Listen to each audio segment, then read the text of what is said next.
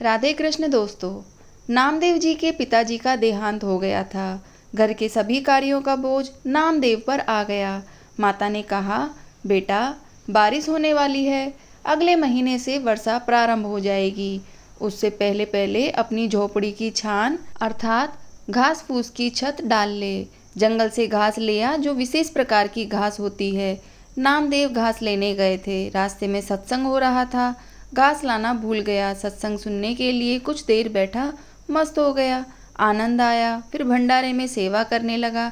इस प्रकार शाम हो गई। बिना घास के लौटे तो माँ ने कहा, बेटा घास नहीं लाया, छान बनानी थी। कहने लगा, माताजी सत्संग सुनने लग गया, पता ही नहीं लगा कि कब शाम हो गई। कल अवश्य लाऊंगा।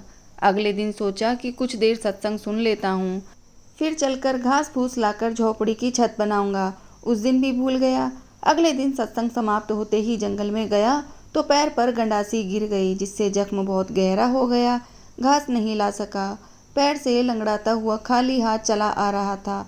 परमात्मा ने नामदेव के रूप में आकर घास लाकर झोपड़ी बना दी और नामदेव जी के आने से पहले ही चले गए। नामदेव जी को देखकर माताजी ने पूछा कि बेटा पैर में क्या लग गया। नामदेव जी ने कहा, माताजी झोपड़ी की छान के लिए जंगल में घास काट रहा था, पैर में गंडासी से लग गई। माताजी मैं घास उठाकर चलने में सक्षम नहीं था, इसलिए पैर ठीक होने के पश्चात घास लाकर छान बनाऊंगा। माता ने कहा, यह क्या कह रहे हो बेटा, अभी तो छान तैयार करके गए हो।